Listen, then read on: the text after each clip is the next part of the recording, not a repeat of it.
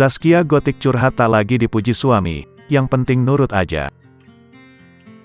Zaskia Gotik mengungkapkan perbedaan perilaku suaminya, Sirajuddin saat dulu dan sekarang. Sang suami tidak pernah lagi memberikan pujian kepada dirinya. Yang penting istrinya adem ayem kan nurut-nurut aja, kata Zaskia Gotik, dilansir YouTube Intens Investigasi Rabu, tanggal 24 Mei tahun 2023. Walau tak pernah memuji, Zaskia mengaku suaminya royal soal uang.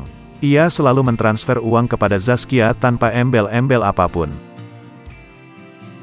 Zaskia menghabiskan uang hingga belasan juta rupiah untuk perawatan wajah. Hal itu agar ia dapat terlihat cantik di depan suami. Namun, menurut Zaskia, suaminya justru cuek. Dia no comment soal perawatan, ucap Zaskia Gotik.